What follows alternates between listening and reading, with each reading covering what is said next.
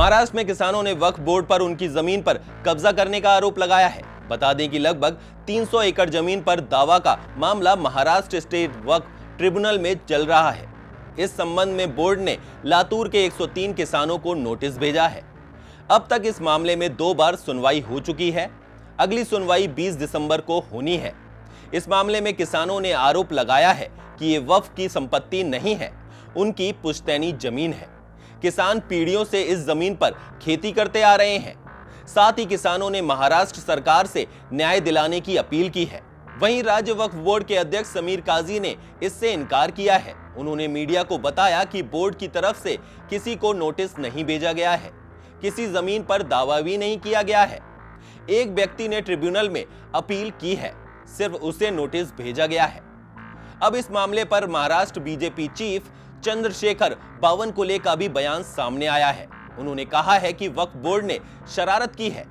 बहुत सारी संपत्तियां हिंदू देवी देवताओं, हिंदू ट्रस्टों और किसानों की हैं, लेकिन उन्होंने जबरन अपने नाम पर रजिस्टर्ड करा लिया है। बता दें कि मोदी सरकार वक्फ बोर्ड एक्ट में करीब 40 बदलाव करना चाहती है।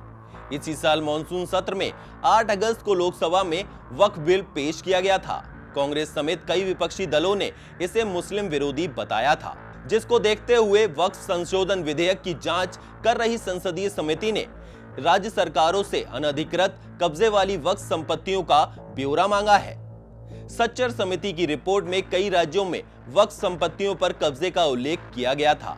संपत्ति ने वक्फ अधिनियम की धारा 40 के तहत वक्फ बोर्डों द्वारा दावा की गई संपत्ति का भी विवरण मांगा है। बता दें कि संसदीय समिति का कार्यकाल अब बजट सत्र के अंतिम दिनों तक बढ़ा दिया गया है। कांग्रेस सरकार ने 2013 में वक्फ अधिनियम में संशोधन किया था। इस कानून की धारा 40 पर सबसे अधिक विवाद है। दरअसल ये धारा वक्फ बोर्ड को यह तय करने का अधिकार देती है कि कोई संपत्ति वक्फ की है या नहीं।